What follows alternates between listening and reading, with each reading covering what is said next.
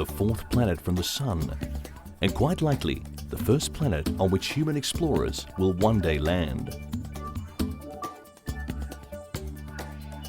Spacecraft have surveyed its immense canyons and towering volcanoes. Landers have photographed pink skies and a desert filled with boulders.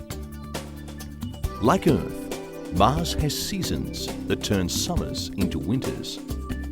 Raging dust storms sometimes sweep over the planet, blocking its surface from view.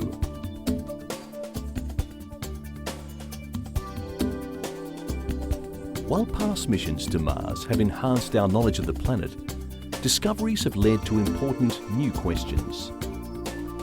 To answer some of these questions, NASA's Jet Propulsion Laboratory established a mission in 1992 to map the Martian environment. Unlike Earth, Mars lost most of its atmosphere long ago. It grew cold and dry. So cold that some of its thin carbon dioxide atmosphere froze at the winter pole. In the same way that Earth-orbiting satellites map the globe from pole to pole, so too would the Mars Observer satellite map our neighbours.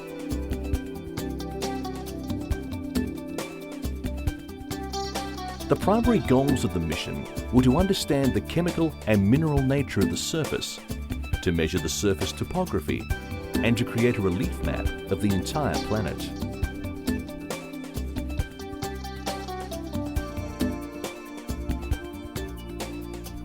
The satellite would also study the gravity field and search for a magnetic field. Mars Observer offered scientists a basic global understanding of the planet for future exploration.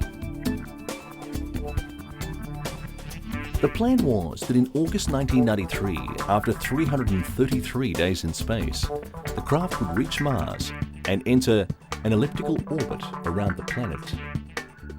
The flight path would then be carefully adjusted over a period of 4 months until Mars Observer was in a circular orbit around the poles.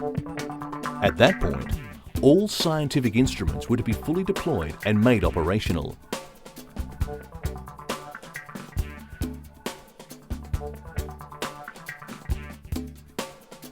Seven science experiments were to spend an entire Martian year, about 687 Earth days, exploring the planet on a global scale.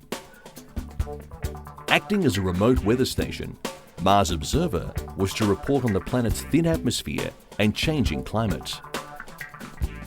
Volcanoes and other landforms were to be studied to determine the geological processes that had shaped the surface of Mars. A search was to be conducted for evidence of a magnetic field. Scientists wanted to know if water once flowed on its surface, as earlier Mariner and Viking missions had suggested.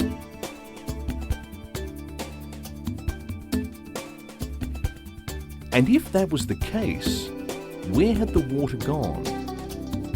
Were conditions for life on Mars more favourable in the distant past?